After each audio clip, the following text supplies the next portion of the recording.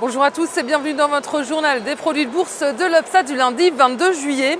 Après une séance de hausse, la bourse de Paris a clôturé sur une légère baisse quasi stable. Le CAC 40 lâche 0,06% à 3 925 points.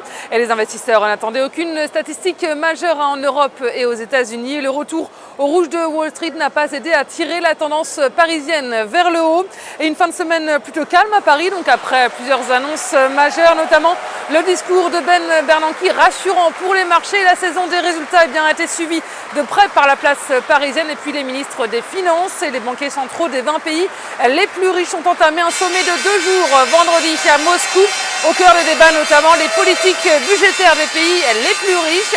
Et sur le plan des valeurs, les bancaires ont tiré les marchés vers le haut. Crédit Agricole avance d'1,85%. Société Générale gagne 0,57% et BNP Paribas grappille 0,22%. Baisse en revanche sur des valeurs comme Rémy Cointreau, Ubisoft ou Publicis après l'annonce d'un partenariat avec le groupe de médias américain AOL. Et puis à Wall Street, après avoir passé une partie de la journée dans le rouge, Wall Street clôture sans direction. Les indices américains évoluent en ordre mitigé. La séance était volatile et Wall Street a marqué une pause après toute une série de records la semaine passée.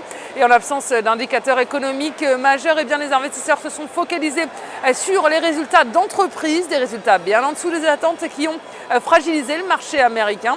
Et les valeurs technologiques surtout déçoivent et plombent l'indice Nasdaq. Le géant des logiciels Microsoft ainsi que Google sont particulièrement sanctionnés. Ils plongent respectivement de 10 et de près de 15%. A souligner tout de même le conglomérat industriel General Electric, c'est l'un des rares à faire mieux que prévu.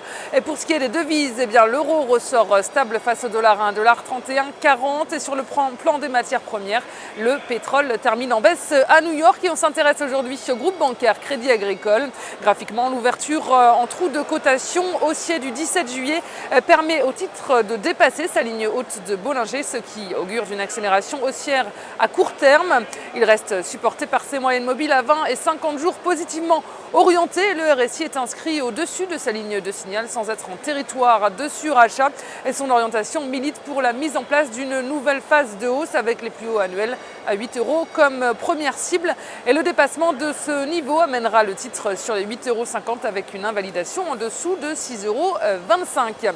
Et la stratégie qui vous est proposée pour jouer cette valeur, c'est l'achat du Varan Call Crédit Agricole à 4 685 T d'Unicrédit au prix d'exercice de 7 € et d'échéance au 6 décembre 2013.